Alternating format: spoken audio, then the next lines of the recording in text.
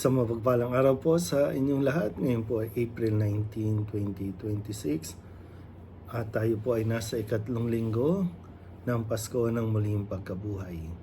Ang ating pong unang pagbasa at pagninilay sa araw na ito ay hinango mula sa mga gawa ng mga apostol, chapter 2, verse 14 and verses 22 to 23.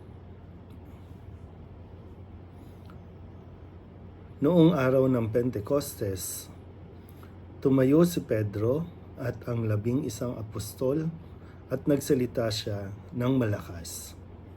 Mga kababayan at mga naninirahan sa Jerusalem, pakinggan ninyong mabuti ang aking sasabihin, mga Israelita. Pakinggan ninyo ito. Si Jesus sa taga Nazaret ay sinugo ng Diyos. Pinatutunayan nito ng mga himala, mga kababalaghan, at mga tandang ginawa ng Diyos sa pamamagitan niya. Alam ninyo ito sapagkat lahat ay naganap sa gitna ninyo. Ngunit ang taong ito na ibinigay sa inyo ayon sa pasya at pagkaalam ng Diyos sa mula't mula pa, ay ipinapako ninyo at ipinapatay sa mga makasalanan. Subalit siya'y muling binuhay ng Diyos at pinalaya sa kapangyarihan ng kamatayan. Hindi ito maaring mamayani sa kanya, gaya ng sinabi ni David. Nakita ko na laging nasa tabi ko ang Panginoon. Siya'y kasama ko, kaya't hindi ako matitigatig. Dahil dito nagalak ang puso ko at umawit sa tuwa ang aking dila. At ang katawan ko'y nahihimlay na may pag-asa. Sapagkat ang kaluluwa ko'y di mo pababayaan sa daigdig ng mga patay, at hindi mo itutulot na mabulok ang iyong banal. Itinuro mo sa akin ang mga landasing patungo sa buhay. Dahil sa ikaw ang kasama ko, ako'y mapupuspos ng kagalakan. Mga kapatid, masasabi ko sa inyo ng tiyakan na ang patriarkang si David ay namatay at inilibing. Naririto ang kanyang libingan hanggang ngayon. Siya'y propeta at nalalaman niya ang pangako sa kanya ng Diyos na magiging haring tulad niya ang isa sa kanyang mga inapo.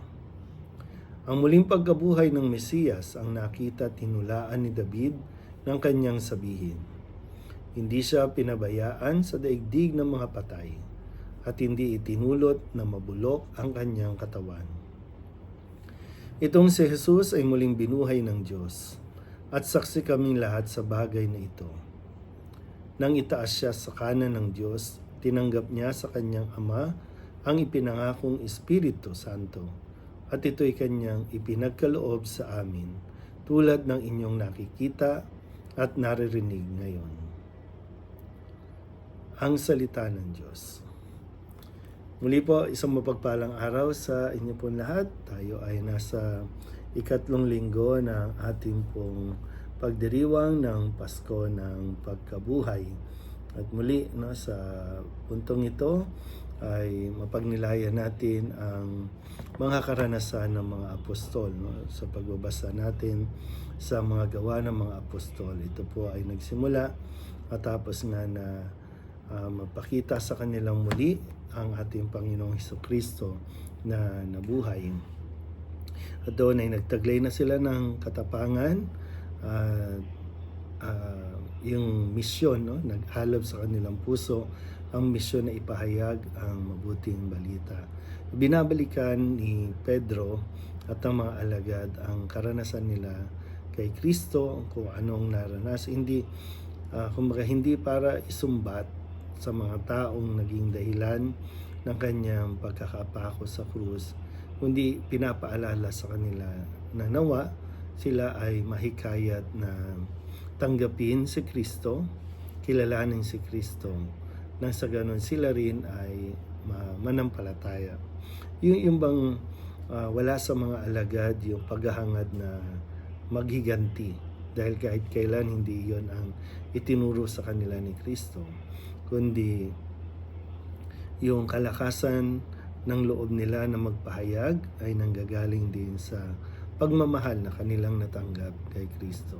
Kaya anumang sakit, anumang paghihirap ang nagawa ng mga tao kay Kristo, maging sa kanila na rin siguro, no? Na hindi mabuti na makapag-isip ka ng masama at makapaghiganti sa mga taong nagpahirap, kundi yung hangarin pa rin na sila ay maituwid at madala sa tamang landas. Kaya nawa na sa maganda rin na binabalikan natin ating mga karanasan para nang sa ganon ay may matutunan tayo, hindi para sariwain yung mga paghihirap, kundi para balikan at kunin kung ano ang mga aral na dapat nating matutunan. Muli po, isang mapagpalang araw sa inyo pong lahat.